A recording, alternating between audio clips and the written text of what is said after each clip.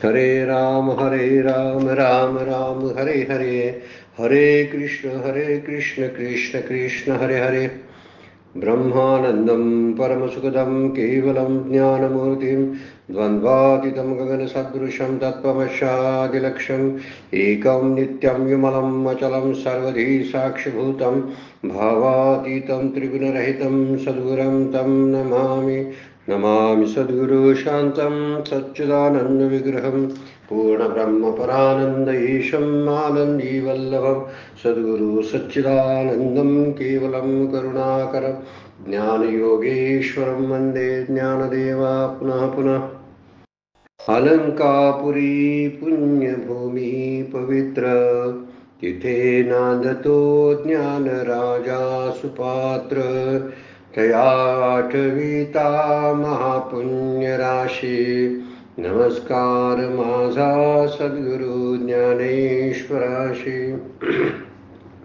सर्व संतांना वंदन, सद्गुरूंना वंदन, ज्ञानेश्वर माऊलींना वंदन, आपल्या सर्व श्रोत्यांना वंदन करतो आणि आजच्या शिवगड अध्यात्म चॅरिटेबल ट्रस्टच्या ज्ञानेश्वरीच्या नित्याच्या उपासनेला आपण सुरुवात करतोय। कालच्या चिंतनामध्ये आपण बघायला सुरुवात केलेली आहे श्लोक क्रमांक 10 वरचा मया अध्यक्षण प्रकृती सूयते सचराचरम हेतू नानेन कौंतेय जगद्वी परिवर्तते। सगळे जे परिवर्तन जे दिसतं आपल्याला की जन्मापासून विनाशाकडे जाणारे हे जग जे आहे ते सतत बदलत जातं आणि साक्षी रूपानं भगवंत त्या प्रकृतीला उत्पन्न करतो किंवा जगताची उत्पन्न करतो। साक्षी भावानं त्याला मया अध्यक्ष शब्द वापरलेला आहे, त्यामुळं त्याच्या मार्गदर्शनाखाली होईल कदाचित आपण असं म्हणू, पण तो त्यामध्ये नाही। हे वर्णन भगवंत सांगायला का जे मिया आदिष्टिली प्रकृती होती चराचराची या संमती म्हणून मी हे हेतू हे उपपत्ती घडे या। फक्त ही चराचराची सृष्टी जी आहे, चर आणि अचर सृष्टी जी आहे ती मी स्वीकार करतो प्रकृतीचा, अधिष्ठिली या प्रकृती, आणि स्वीकार करून अंगीकार केल्यानंतर त्याची निर्मिती करते। फक्त हेतू पण निर्हेतुक आहे। आता येणे उजिवडे निरुते न्याहाळी पाशी बरे योगाते। भगवंत अर्जुनाला सांगतात याच प्रकाशामध्ये, या विचाराच्या प्रकाशामध्ये कोणता विचार सांगितला तर मी निमित्त मात्र आहे, हा विचार तू पक्का लक्षात ठेव। आता येणे उजेडे, उजेडे म्हणजे प्रकाशामध्ये निरुते खरं पहा, निहाळी पहा ऐश्वरी योगाते, माझा ईश्वरी प्रभाव तू जाणून घे। जे माझ्या ठाई भूते परी भूती मी नसे, हे श्रेष्ठ सिद्धांत सांगितलंय बघा। जे माझ्या ठाई भूते, परमात्माच्या ठिकाणी ही भूत मात्र आहेत पण भूती मी नसे, त्यांच्यामध्ये मी असत नाही, नाहीतर त्यांच्यासारखा मी विकारवंत विनाशी ठरलो असतो। मग भगवंत विनाशी नाहीत, विकारवंत नाहीत, म्हणून ते भूतमात्रामध्ये नाहीत। आपणही अशा तर्कानं लक्षात ठेवणं गरजेचं आहे आणि असाच भगवंत आपण जाणून घ्यावा। साधनेचा हा शेवटचा टप्पा आहे बरं काय, ज्ञानयोग ज्याला आपण म्हणतो, हा ज्ञानयोगातला शेवटचा टप्पा आहे की भगवंत कशी सृष्टीची निर्मिती करून आलिप्त राहतो आणि तीच आलिप्तता मला माझी जी सृष्टी निर्माण केलेली मी माझ्या प्रपंचाची आहे। काय 2 मुलं आहेत, घरात 4 माणसं आहेत, थोडीशी नातलग आहेत, ही माझी सृष्टी आहे। माझं थोडीशी प्रॉपर्टी आहे, ही माझी सृष्टी आहे। पण ही प्रकृती चालवताना या प्रकृतीपासून अलिप्त राहून या सगळ्या गोष्टी जशा भगवंत करतात तसे या प्रपंचापासून अलिप्त राहून मला माझा प्रपंच करता येतोय का? आहे प्रपंचात दिसतो पण नसल्यासारखा आहे, म्हणून भगवंतानी हाच खरा ऐश्वर्य योग आहे म्हणून सांगितलेला आहे आणि हाच ईश्वरी प्रभाव आहे। आज आपण बघायचं 134 नंबरच्या ओवीच्या पुढे, आत्वा भूते माझ्या ठाई आणि भूता माझी मी नाही, या खुना तू काही चुकू नको।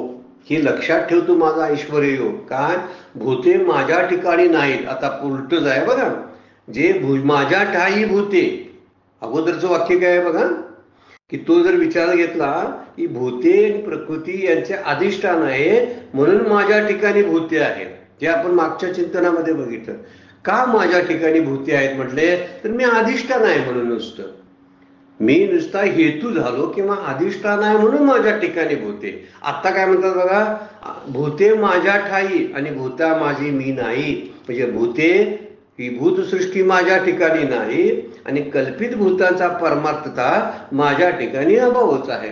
सगळी भूतसृष्टी कल्पित आहे आणि भगवंत सत्य आहे. त्यामुळे कल्पित गोष्ट सत्याच्या ठिकाणी राहू शकत नाही आणि म्हणून माझ्या ठिकाणी भूत नाहीत आणि भूता माझे मी नाही आणि भूतामध्ये मी नाही. कारण कल्पित भूतात वास्तव संबंधाने मी कधीही नाही. वास्तवता मी नाही, परमार्थता मी त्यामध्ये नाही, तर मी त्याचं अधिष्ठान आहे. जरा शांतपणे आपण हे समजून घेतलं पाहिजे बरं का.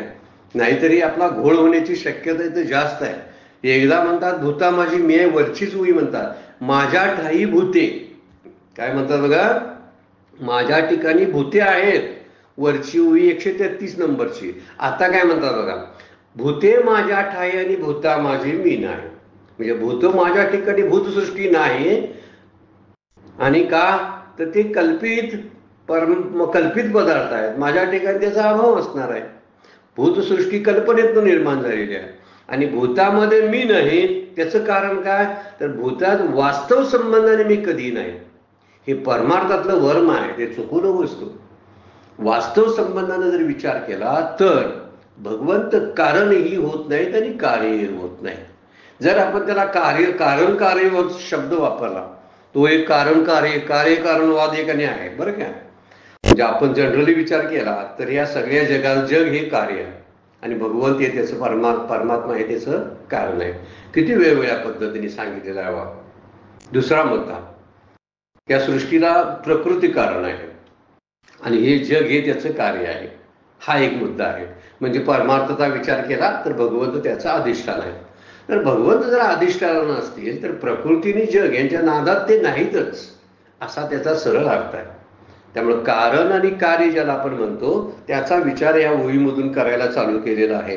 त्यामुळे ते म्हणतात की भूतसृष्टी जी आहेत माझ्या ठिकाणी नाहीत. कारण त्याचं कारण सांगितलं बघा, भूतसृष्टीचा परमार्थता माझ्या ठिकाणी अभावच आहे. भूते माझ्या ठिकाणी नाहीत.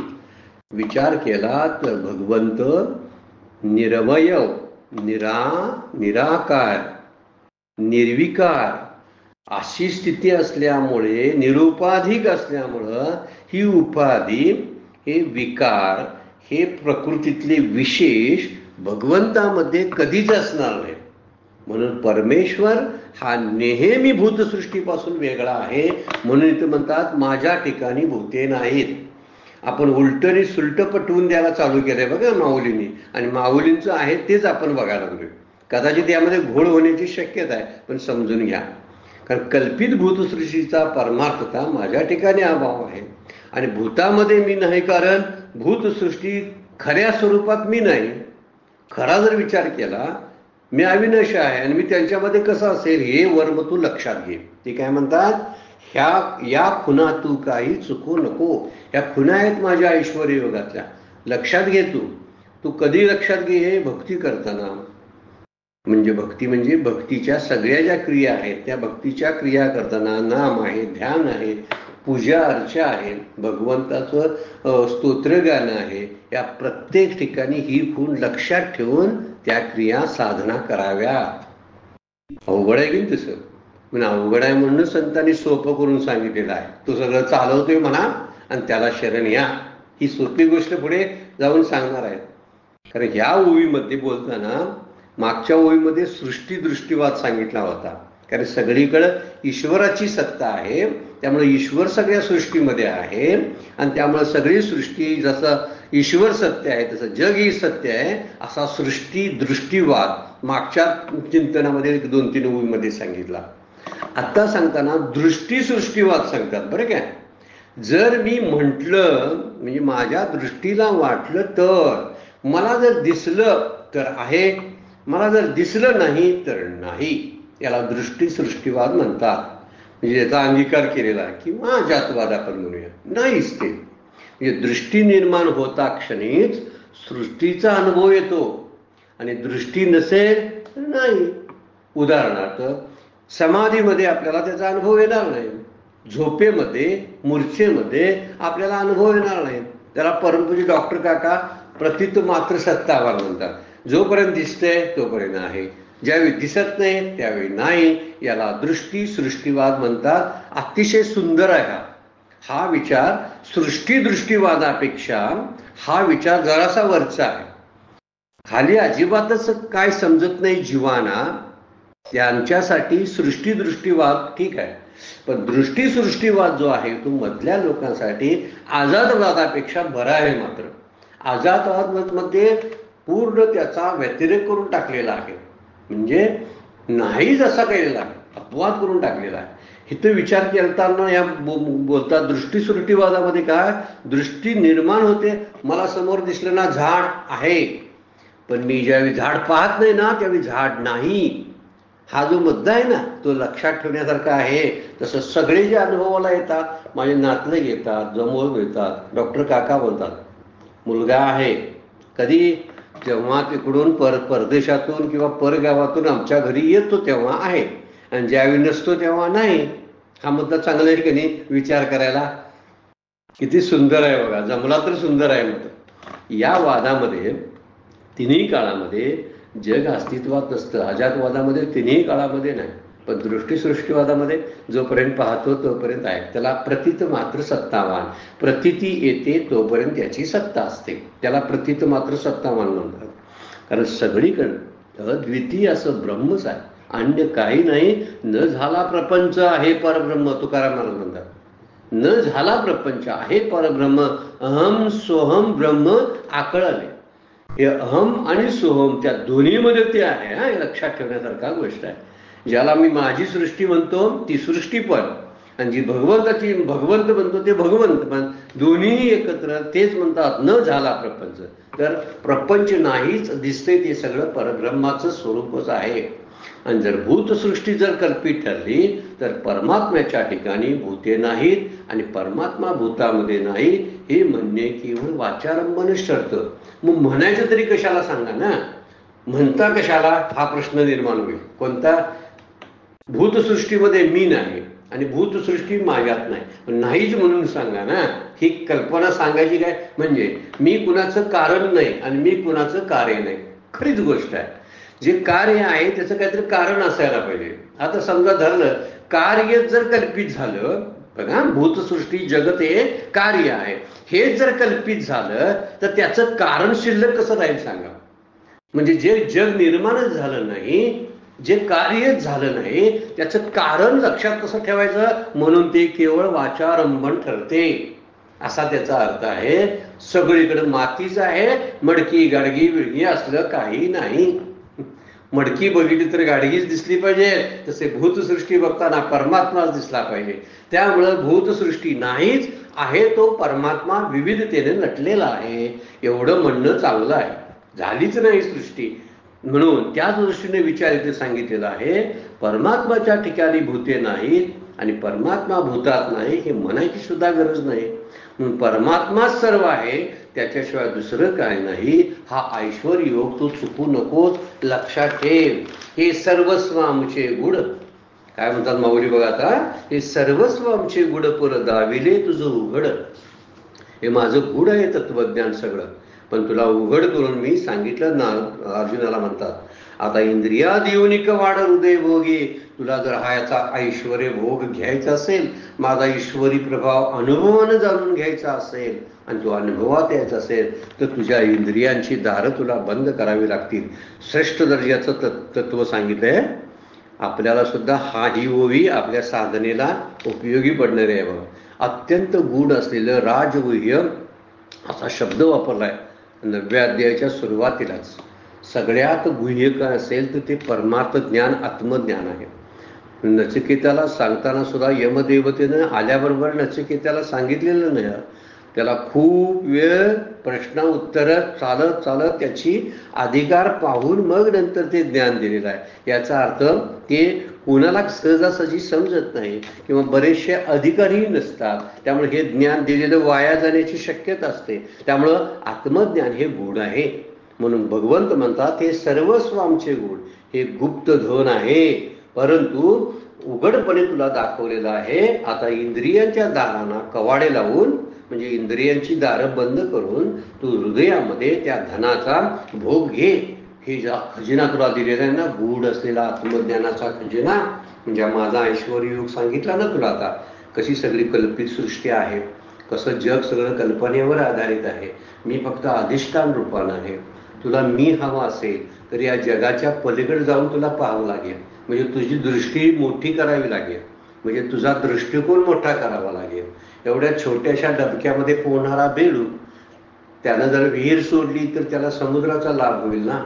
तसाच मी प्रपंचाचा विचार आणि प्रकृतीचा विचार जर सोडला तर प्रकृतीच्या पलीकडे असणारा परमात्मा मला सापडेल. त्यामुळे प्रकृतीत असलेले विकार, विशेष आणि उपाध्या सगळ्या माझ्या पण नष्ट होतील. जसा निरुपाधिक भगवंत आहे तसा मला सुद्धा तो निरुपाधिक करेल. त्यामुळे हे जे चैतन्य आहे ते उपाधीच्या पाठीमागेच आहे. मी उपाधीमध्ये गुंतलो आणि ह्या उपाध्या ही प्रकृतीची देणगी आहे. हा विचार महत्वाचा इथं भगवंत सांगतात. ते गूढ आहे सगळं, आणि गूढ आहे म्हणून तू जाणून घ्यायला लागलास, पण जाणून घेताना तू एक खबरदारी घे की गूढ रहस्य मी तुला उकलून दाखवत आहे. आता तू इंद्रियांची दारं बंद कर, म्हणजे अंतर्मुख हो.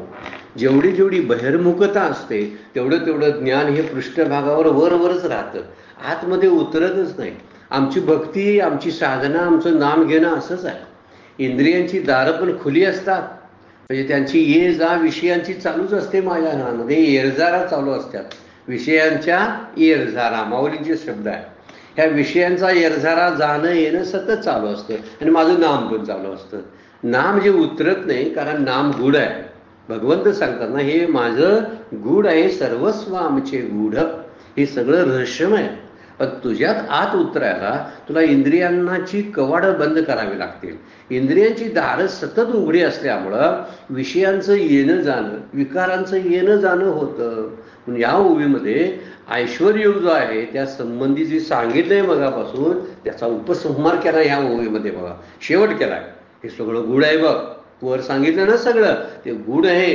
तो परत परत परत त्याचा विचार आणि चिंतन कर, आणि माझी हा जो ईश्वरी प्रभाव आहे तो जाणून घे. वास्तविक हे गूढ आहे, रहस्यमय आहे. म्हणतात ना, इदम तू ते गुह्यतमम शब्दच वापरलाय. सद्गुरू फक्त सत्शिष्यालाच हे उघड करून सांगतात. असे गूढ ज्ञान भगवंत अर्जुनाला सांगायला गेले आहेत. सांगितलं त्याने की हा माझा ऐश्वरी प्रभाव किंवा ऐश्वरी योग आहे, ईश्वरी प्रभाव आहे. आणि या ऐश्वरी योगाची प्रचिती जर तुला यावी असं वाटत असेल तर तू काय करावंस की जो प्रकृतीशी तुझा असणारा देहाशी जे तादात्म्य आहे करून इंद्रियाच्या द्वारे जगाकडे पाहतोस, त्यावेळी तुला हे गूढ करणार नाही. इंद्रियांना घेऊन जर तू मला प्राप्त करण्याचा प्रयत्न करशील तर ती गोष्ट जमणार नाही तुला. कारण इंद्रियांना आणि मन बुद्धीला न अकळणार हे तत्व आहे. जेथे मनाची नक्की न लगे, बुद्धीची दृष्टी न लगे, ते इंद्रिया कीर जोगे होईल. माऊलींची ओवी आपण बघितली नाही. ती इंद्रियांना मिळेल का? त्याच्यापेक्षा तरल असणारं मन, त्याच्यापेक्षा तरल असणारी बुद्धी, त्यांना ते प्राप्त होत नाही. ते जड असणाऱ्या इंद्रियांना कसं प्राप्त होईल? म्हणून तू इंद्रियांच्या द्वारे इंद्रियांची दारं उघडं ठेवून हे ज्ञान प्राप्त करण्याचा प्रयत्न करत असशील, म्हणजे श्रवणानं, वाचनानं, पारायणानं ते मला मिळेल, किंवा धावपळ करून किंवा अधिक काय करून भाव न ठेवता कुठंतरी तीर्थक्षेत्र करून, तीर्थयात्रा जाऊन त्या ठिकाणी भाव पण नाही. भाव हा सुद्धा गूढ गोष्ट आहे. भावानं सुद्धा तो आकळता येतो ना. भाव बळे आकळे, एरवी ना कळे, माऊलींचा शब्द आहे. भावानं तो प्राप्त करून घेता येतो, पण भाव हा शब्द इंद्रिय बंद करूनच व्यक्त करता येतो. इंद्रियाचा आणि भावाचा काही संबंध नाही, प्रेम आहे ते. आणि प्रेम हे इंद्रियाशी संबंधित नाही. म्हणून इंद्रिय काय करत असतात? चावटपणा करत असतात. काय म्हणतात? इंद्रिय जे जे म्हणती ते तेच का पुरुष करती, ते तरलेची ना करती विशेषण. इंद्रिय जे जे बोलतात ना, इंद्रिय जे जे मागणी करतात ते जर द्या लागलो तर 17 दाढ उघडीच राहतात ना इंद्रियांची. इंद्रिय म्हणतात आता उठ, नामाची वेळ झाली तुझी, संपली आता, ध्यान बस झाला, जरा आता भाजी आणायला जाऊया, काहीतरी चालू असतं आपलं. तर ह्या सगळ्या गोष्टी माझ्याकडून होतात. त्यामुळं गूढ आहे, एवढ्या सोप्या गोष्टीनं ते आकळणार नाही. म्हणून इंद्रिया इतकं वाढ हृदय होवी, हृदयात त्याचा आस्वाद घे. भावाच्या द्वारे, प्रेमाच्या द्वारे तू त्याचा आस्वाद घे. तुझ्यातच ठिकाणी ते सुख आहे, तिथंच तू अनुभव. इंद्रिय तुला बाहेर पळायला लावतात किंवा बाहेरचं सगळं असेल ते आत येतं, कारण दारच उघडी आहेत. म्हणून माऊली म्हणतात दार बंद कर. कधी पण आपण नामाला बसलो की दारं बंद करून बसतो का रे? उदाहरण साधं, ज्या खोलीमध्ये आपण बसायला जातो त्यावेळी दार बंद करतोय का नाही? करतोय. डासांची व्यवस्था करतोय का नाही?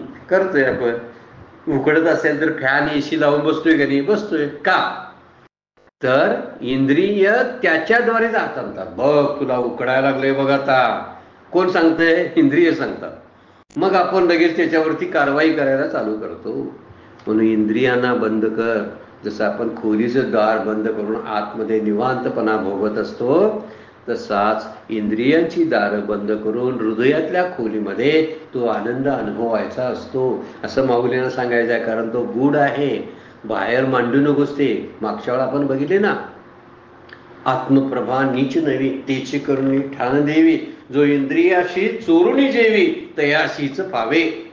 माग आपण चिंतन केले बघा, खूप वेळ याच्यावर चिंतन केलं. काय? त्याशी आत्मप्रभा नीच नवी, म्हणजे आत्मप्रभेच्या प्रकाशामध्ये तेची करुणी ठाण देवी, त्याचा दिवा केला.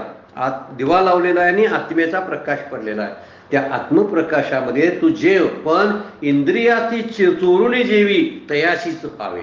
जो इंद्रियांना चोरून जो अनुभवतो त्यालाच ते प्राप्त होतं. इतकं गूढ आणि सूक्ष्म आहे ते, फार तरल आहे ते, सहजासहजी सहज समजणारं नाही ते प्रेमानं समजतं, भावानं समजतं. आणि अशा पद्धतीने आतल्या आत इंद्रियांनाची दारं बंद करून आत अनुभवल्यामुळं ते जाणवतं, अन्यथा ते जाणवणार नाही. म्हणून भगवंत म्हणतात, तुला जर हा जो ऐश्वर योग जर खराच अनुभवायचा असेल तर या प्रकृतीशी असलेलं तुझं तादात्म्य, म्हणजे प्रकृती सोडून द्या, पहिल्यापासूनच आपण म्हणतोय देहाशी असलेलं तादात्म्य. सगळी प्रकृती आपण जी बघायची ती देहामध्ये बघायची. सगळं ब्रह्मांड बघायचं ते देहामध्ये बघायला शिकलो पाहिजे आपण. नाहीतर सगळा बाहेरचाच विचार होईल. तिथं हे आहे, तिथं ते आहे. तुझ्या देहात काय आहे हे पहा अगोदर. तुझा देह हे एक छोटं केंद्र आहे प्रकृतीचं. कुठं कुठं केंद्र करतात ना, टॉवर असतात बघ. मुख्य टॉवर एक असतो आणि नंतर छोटे छोटे टॉवर करतात. प्रकृती हा मुख्य टॉवर जरी असला तर देह हा प्रकृतीचाच एक छोटा भाग आहे, छोटं रूपांतर आहे. सगळं जे प्रकृतीमध्ये आहे ते देहामध्ये आहे. म्हणून मी देहापुरतं नेहमी विचार करायचा. माझं देहाशी असलेलं तादात्म्य, देहाला दिलेलं सत्यत्व तेच तादात्म्य आहे. देह म्हणजेच मी हे तादात्म्य करून मी इंद्रियांच्या द्वारे जगाकडे पाहतो, त्यावेळी मला हे गूढ करणार नाही. त्यामुळे इंद्रियाद्वारे जे अंतःकरण वृत्ती बाहेर जाते तिला अंतर्मुख करावी लागेल. अंतर्निष्ठ तितके तरले आणि बाह्य जे निष्ठ आहेत ते बुडालेत. समर्थ सरळ बोलतात, जितकं जितकं आपण अंतर्मुख होऊ तेवढं गूढता त्यातली आपल्याला अनुभवता येईल. गूढ आहे त्याची उकल होईल, जे रहस्य आहे ते ओपन होईल आपल्यासाठी. पण आत आपण जेवढं अंतर्मुख तेवढं. बाहेर जेव्हा दृष्टी जाते, बाहेर जेव्हा कान सगळं बघत असतात, त्यावेळी आपल्याला बाहेरचं सगळं त्याचा अनुभव यायला लागतो. आणि बाहेरच्या अनुभवामुळं हे गूढ समजत नाही. त्यासाठी काय करायला पाहिजे? इंद्रिय जे बाहेर जातात त्यांना ओढून आणलं पाहिजे. ओढून आणायला पाहिजे म्हणजे इंद्रिय असतातच माझ्याजवळ, पण ते असतात बाहेरचं सगळं पकडायला प्रयत्न करतात, त्यांना अंतर्मुख करता आला पाहिजे. कारण इंद्रियांचा स्वभावच आहे की सगळ्यात श्रेष्ठ काय वाटतात तर बाह्य विषय, आणि बाह्य विषयामध्ये ती सतत गुंतलेली असल्यामुळे अंतर्मुखता कमी होते. त्यामुळे हृदयात असलेलं सुख अनुभवताच येत नाही. आहे सुख, हा तैसा हृदयामध्ये मी रामू असता सर्व सुखाचा आरामू. भगवंत बोलतातच ना, आत आहे तो हृदयामध्ये असलेला आहे, बाहेर कुठं बघायला जायची गरज नाही. पण इंद्रियांचा स्वभाव कसा आहे? या विषया वाचून काय अनेक सर्वता रम्य नाही, ऐसा स्वभावाची पाहे इंद्रियांचा. माऊली सरळ व्यवस्थित सांगतात बघा. काय म्हणतात? या विषया वाचून काही अनेक सर्वता रम्य नाही. दुसरं काही चांगलं नाही, सगळं हेच बरोबर आहे. खाणं, जेवणं, कपडे, दागिने, फिरणं, भांडणं, फिरणं, मारामाऱ्या, दुसऱ्याला लुबाडणं, फसवणं, बदनामी करणं, निंदा, ह्यातच गोडे आहे. ह्या विषया वाचून काही अनेक सर्वता रम्य नाही, ऐसा स्वभावच पाही इंद्रियांचा. इंद्रियांचा स्वभाव येतो, त्यात काय माणसाचा जीवाचा दोष नाही आहे. पण त्या इंद्रियांना कुठंतरी थांबवता आलं पाहिजे. त्यासाठी माऊली म्हणतात, इंद्रिया देऊनी कवाड हृदय भोगी. तू हृदयात त्याचा काय घे, अनुभव घे चल. म्हणून पाचही इंद्रियांची ओढ जी आहे ती 5 विषयाकडे आहे. पंच ज्ञानेंद्रिय म्हणा, पंच कर्मेंद्रिय असू देत, या सगळ्या विषयांची ओढ त्या पंच विषयाच्या शब्दस्पर्श रूपरसगंधाशी साठी सतत तळमळत असतात. आणि तीच गोड वाटायला लागतात. जोपर्यंत विषय गोड वाटतात तोपर्यंत परमार्थाची गोडी समजणार नाही. कदाचित तो कडू वाटेल. कुणी नाम घ्यायला बसायचं, कोणाला सवड आहे मंदिरात जायला, कुणाला सवड आहे ज्ञानेश्वरीचा अभ्यास करायला. हे कुठनं आलं सांगा विचार? हे इंद्रिय बोलायला होतात आपल्याला. कारण इंद्रियांना चटक लागलेली आहे. जे मला जे नको आहे, म्हणजे विषयाचा परिपाडू, गोड परमार्थ लागे कडू, कडू विषय तो गोडू जीवाशी झाला. कडवट असणारी गोष्ट इंद्रियांना आवडत असते. प्रपंच कडवट आहे. कडवट कशाबद्दल म्हणायचा? अंती दुःखदायी आहे. सुरुवातीला सुखाची जरी चटक लावत असला तरी शेवटी अंती दुःखदायक आहे. 5ही इंद्रिय आहे ती ज्यांची ओढ 5 विषयाकडे आणि ते सगळं प्राप्त करण्याकडे आहे. त्यामुळे काय आत्मघातच होतो. म्हणून इंद्रिय म्हणून जो कोणाला करायला जाईल त्याला हा समुद्र, संसार समुद्र तरता येणार नाही, असं माऊली बोलतात. परमात्मा सहजासहजी प्राप्त होणारी गोष्ट नाही. इंद्रिय अगोदर जड, देह जड, त्याच्यापेक्षा इंद्रिय थोडीशी काय आहेत, तरल आहेत. त्याच्यापेक्षा मन, मनापेक्षा बुद्धी, आणि बुद्धीच्या पलीकडे तो राहतो. असं वर्णन 3ऱ्या अध्यायामध्ये आपण बघितलं काय? इंद्रियानी परान्याहू इंद्रियभ्ये परम मना, मनसस्तु परा बुद्धिर्यो बुद्धे परतस्तु सहा. सह म्हणजे तो, ते जे तत्व आहे ते कुठं आहे? बुद्धे परतस्तु सहा, बुद्धीच्या पलीकडे आहे. एकाचं सामर्थ्य बघितलं तर इंद्रिय फार जड आहेत त्या मानानं, बुद्धीच्या मानानं इंद्रिय फार जड आहेत. तर माऊली म्हणतात बुद्धीला सुद्धा त्याचा अंदाज करत नाही. एखादा बुद्धिमान आहे, हुशार आहे, तीक्ष्ण तीव्र बुद्धी आहे, पण ती बुद्धी जर संसाराचा विचार करत असेल तर उपयोगाची काय आहे? म्हणून ते जाणायचं असेल तर ही इंद्रिय जी आहेत त्यात मन, बुद्धी, चित्त, अहंकार सगळ्या गोष्टी आहेत. मन, बुद्धी, अंतःकरण आणि बाह्यकरण. बाह्यकरण म्हणजे ही पंच ज्ञानेंद्रिय, पंच कर्मेंद्रिय. अंतःकरण म्हणजे मन, बुद्धी, चित्त. या सगळ्यांचा विचार जेव्हा भगवंताच्यासाठी होईल त्याच वेळी अंतर्मुखता प्राप्त होईल. म्हणून बुद्धीवर पर असलेला आत्मा इंद्रियाला कळणार नाही. म्हणून तू इंद्रियांची दारं बंद कर, कारण गूढ तत्व तुला त्याशिवाय कळणार नाही. पण ज्याची बुद्धी बहिर्मुख त्याला हे गूढ समजत नाही. म्हणूनच त्यासाठी इंद्रियांचं दमन करावं लागतं, त्याची दारं बंद करावी लागतात. ज्यावेळी एखादी गोष्ट मागतं त्यावेळी त्या इंद्रियाला लगेच आपण पुरवतो, त्याची चटक लावून ठेवतो त्याला. ते पुन्हा पुन्हा मागत राहतं आणि आपण पुन्हा पुन्हा पुरवत राहतो. म्हणून इंद्रियांना आवरलं मन आपोआप शांत होतं. त्यांचं दोघांचं कनेक्शन फार आहे बरं का.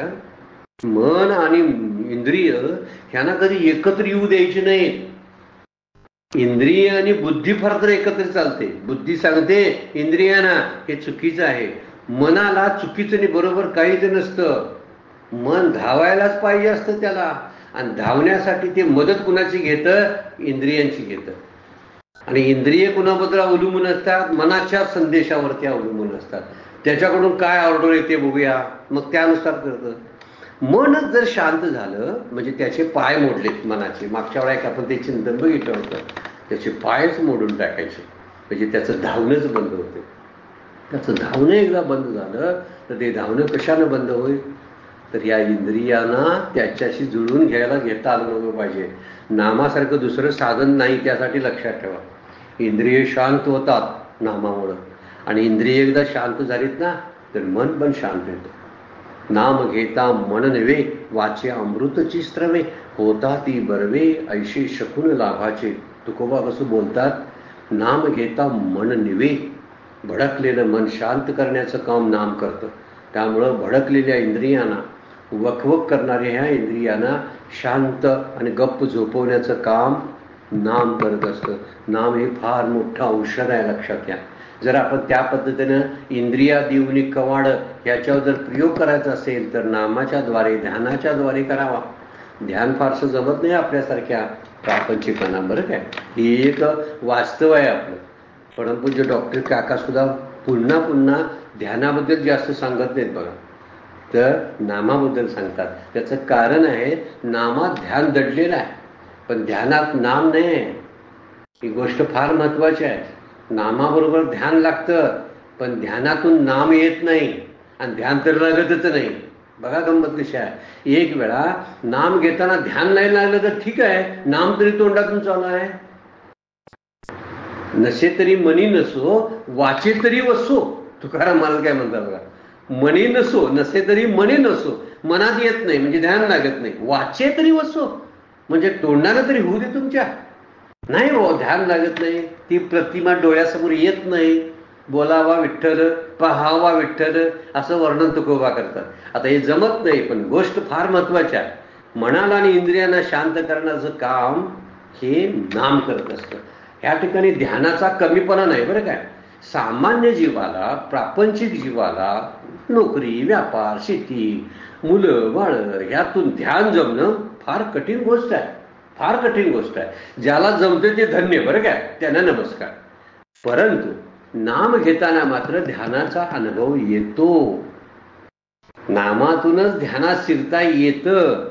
म्हणून नाम पहिल्यांदा जोराचा पाहिजे. भले ध्यान लागलं नाही तरी चालेल, पण इंद्रिय गप्प बसवायचे आम्हाला, तरच आपल्याला गूढ असलेला परमार्थ समजणार आहे, म्हणजे देव समजणार आहे. आपल्याला देव समजून घ्यायचा आहे, जग समजून घ्यायचं नाही. जग समजून घेण्यासाठी उघड अशी पुस्तकं आहेत. हे पुस्तक वाचा म्हणजे ते कळेल, ते पुस्तक वाचा म्हणजे हे कळेल. सगळ्या गोष्टी आता सगळीकडे नेटवर उपलब्ध झालेल्या आहेत, काय उपयोग नाही. पण गूढ तत्वज्ञान नेटवर नाही. नेटवर असं नाही, कोणतरी म्हणतात ना ब्रह्मविद्या शिकवतो, कशावरून, ते क्लासेसवरून. आता क्लासेसवरून जर गूढ समजलं असतं तर मग ते चांगली गोष्ट झाली असती. मग काय गुरु परंपरा, गुरु शिष्य परंपरेचा अर्थच नाही, काय गरजच नाही. मग नुसते क्लासेसच घ्यायचे आणि ऑनलाईन ब्रह्मविद्या शिकायची, ऑनलाईन ध्यान शिकायचं. यानं काय ते होणार नाही. आपली इंद्रिय जोपर्यंत ताब्यात येत नाही, ताब्यात शब्दाचा अर्थ काय, त्यांना ज्यावेळी पाहिजे तेच त्यांना दिलं पाहिजे, मला जे ज्यावेळी पाहिजे ते त्याला दिलं पाहिजे. इंद्रिय म्हणतात ते करणं चाललं नाही. म्हणून आत्मसुखाचा इंद्रियाद्वारे जे मन धावत असतं त्याला इंद्रियांना रुंधून शांत करावं लागतं.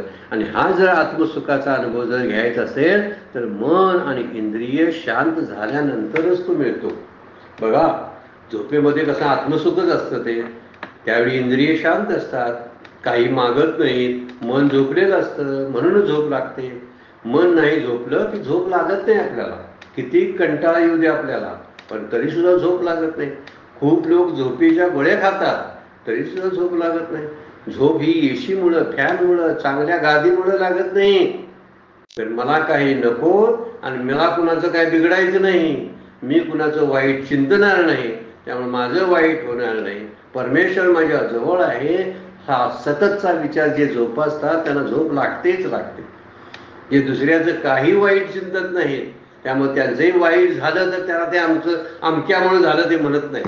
ते भक्त, खरे भक्त तेच आहे. आणि तोच विचार आत्मसुखाच्या दृष्टीने आपण विचारात घ्यायला पाहिजे की इंद्रिय देऊनी कबाड हृदय भोगी या शब्दाचा अर्थ आहे ते हृदयातच भोगावं लागतं, बाहेर भोगता येत नाही, त्याचं बाहेर सेलिब्रेशन करता येत नाही. हे आता मला मिळाले, चला चला सगळ्यांनी जाऊ आणि काय करू, आत्मसुख घेऊया त्या हॉलमध्ये जाऊन सगळ्यांनी, असं घेता येत नाही. त्याला शांत बसून आतमध्ये हृदयामध्ये त्याला डोकावून पाहावं लागतं. म्हणजेच इंद्रियासी चोरून जेवी तयासीच पावे. इंद्रियांना चुरून त्यांना बाजूला कुठंतरी बसवून, काय कल्पना आहे माऊलींची बघा, आणि ते जेवावं लागतं. काय, ते ब्रह्मरसाचा घास किंवा ब्रह्मरस चाकावा लागतो हृदयामध्ये. जी वृत्ती इंद्रियाद्वारे ही जगाचं सगळी प्रतीती करून देते, तीच वृत्ती इंद्रिय शांत झाल्यावर अंतर्मुख होते. मात्र वाटते आपल्याला इंद्रिय जर बाहेर पडतात तर या इंद्रियांना शांत केल्यावर ते मनाला शांत करतं आणि मन एकदा शांत झालं की तुका म्हणे मन मुरे मग जे उरे तेची तू. आणि एकदा मन मुरलं म्हणजे खाली बसलं, त्याचा गाळ खाली बसला, उरलेलं शुद्ध तत्वच तू आहेस. तुका म्हणे मन मुरे मग जे उरे तेची तू. जे उरते ते तूच असतोस, त्याला सर्वत्व परमात्मा आहे असाच अनुभव येतो ना. आत हरी बाहेर हरी, हरीने घरी कोंडिले. तुकारामांचे सगळे तुकडे अगदी मजेशीर आहेत. त्या अभंगाचे क्रमांक सांगता येत नाहीत बरं काय. मध्ये आधी प्रमाण म्हणून आपण घेतलेले आहे, पण ते आपण गाथेमध्ये बघत बसलो तर ते सापडतील सुद्धा. काही जे प्रमाणांचे आकडे सापडतात. कारण मुख्य अभंग काय असतो, काही वेळा तुकोबांच्या अभंगामध्ये 2-3 जी चरणं असतात ना, ती एवढी फारशी परिणामकारक नसतात. त्यात एखादी ओवी आणि एक तुकडा जो असतो ना, चरण फार परिणामकारक असतं आणि ते चपकल असतं, आपल्याला परमार्थाचं ज्ञान देणार आहे. तेवढंच उचलावं लागतं. म्हणून अशी काही तुकडे आहेत ते. आत हरी बाहेर हरी, हरीने घरी कोंडिले. म्हणजे हृदयाबंदी खाना केला, आत विठ्ठल कोंडिला. जनाबाईचा अभंगच आहे ना, तो विठ्ठलाला कोंडून आतमध्ये ठेवलेला आहे.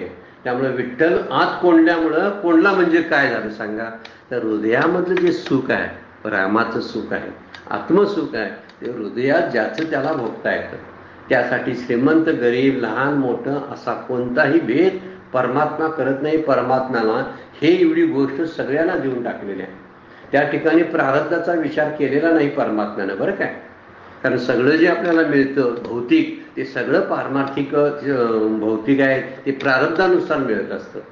पण जे पारमार्थिक जे आहे ते पारमार्थिक सुख सगळ्यांना देवानं देऊन टाकलंय. फक्त त्या सुखाचा अनुभव इंद्रियांच्या वकवकपणामुळे आम्हाला घेता येत नाही.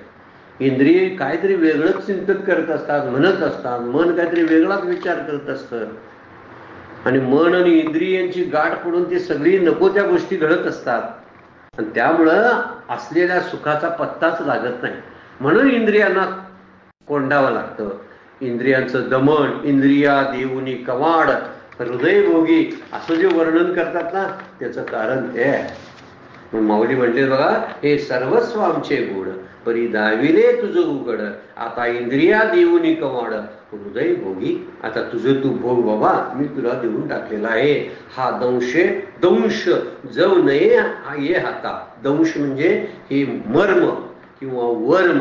हे वर्म जर तुला हातात आलं नाही तोपर्यंत तो माझे साचो कारपण पार्था, माझे जे पारमार्थिक स्वरूप जे आहे ते कधी सापडणं शक्य नाही. न सापडेगा सर्वता जेवी तुशी कनू. तुला सापडणारच नाही. भुसात कण सापडत नाही ना, त्याप्रमाणे अनुमानानं माझं स्वरूप तुला कळणारच नाही. ती प्रमाण सांगितली, 6 प्रमाण वेदांत शास्त्रानं सांगितलेली. तर बघू आपण पुढे कधी आले तर. वास्तविक काही गरजच नाही. कुठल्याच प्रमाणाला तो हेतू होत नाही ना, कुठल्याच प्रमाणाचा. आता प्रमाणांचा अभ्यास कशाला करायचा हाही मुद्दाच नाही आहे. ती 6 प्रमुख आहेत आणि दुसरी 3 अशी 9 प्रमाण आहेत म्हणे म्हणजे दिलेलीच आहेत ती शास्त्रानं. आता ती बघायला मिळतात आपल्याला, पण असून करायची का. त्यातल्या एका शब्द प्रमाणाचा प्रत्यक्ष प्रमाणाचा विचार जर करावा तर शब्द प्रमाण जरी बघायला लागलं तर सद्गुरू देतात तो शब्द आहे आणि तो शब्द आहे. ज्ञानेश्वरी हा शब्द आहे आणि ज्ञानेश्वरीमध्ये एकाच ज्ञानेश्वरी ग्रंथामध्ये मुक्त होण्याची व्यवस्थित व्यवस्था केलेली आहे. श्रेष्ठ आहे तसे शब्द प्रमाण, सगळ्या प्रमाणामध्ये शब्द प्रमाण श्रेष्ठ आहे. म्हणून तू कुठल्या तरी दृष्टीनं विचार करशील, शब्दानं मला पकडण्याचा प्रयत्न करशील तर मी सापडणार नाही. हे वर्म तुला कळलं पाहिजे. त्याशिवाय तुला नाही कळलं तसं कोंड्यामध्ये तुला दाण्याचा एखादा धान्याचा कण सापडणार नाही. कोंडा म्हणजे पाकडलेलं असतं. पाकडलेलं धान्य कसं सापडेल सांगा बघू. म्हणून दृष्टांत दिलाय माऊली, न सापडेगा सर्वता जेवी तुशी कनू. तुशी म्हणजे भुस्यामध्ये, भुस्सा जो असतो तो त्यामध्ये, आणि कनू म्हणजे धान्य. त्यातलं एकही धान्याचा कण तुला सापडणार नाही. जोपर्यंत हे वर्म हाती येणार नाही तोपर्यंत तुला माझं वास्तव स्वरूप करणार नाही, माझं पारमार्थिक स्वरूप करणार नाही. जसे भुशामध्ये दाणे सापडत नाही तसं फक्त अनुमानाने मी करणार नाही. कोंडा पकडून धान्य कसे मिळेल सांग बघू. काय उपयोग आहे त्याचा. आता बरेच वेळा माझी भक्ती तशीच झाली आणि आम्ही म्हणतो आम्हाला शांत वाटत नाही. मी नाम घेतो, मी वाऱ्या करतो, मी ते क्षेत्रावर त्या भेटी दिल्या, तरी पण शांत होत नाही ना. त्या ठिकाणी काय आहे तर भुष्यात ते दाणे शोधण्याचा प्रयत्न आपण करायला लागलो. वास्तव पारमार्थिक तत्व कसं आहे भगवंताचं, तो ऐश्वर्य योग कसा आहे हे जाणून घेतलं पाहिजे आणि त्यानुसार त्याची भक्ती असली पाहिजे, त्यानुसार त्याला जाणून घेतला पाहिजे. म्हणून प्रत्येक गोष्टीला मूल्य असतं, मर्यादा असतात, त्या समजल्या पाहिजेत. प्रत्येक गोष्टीला नाम मूल्यवान आहे पण त्याला मर्यादा आहेत, ध्यान मौल्यवान आहे पण त्याला मर्यादा आहे.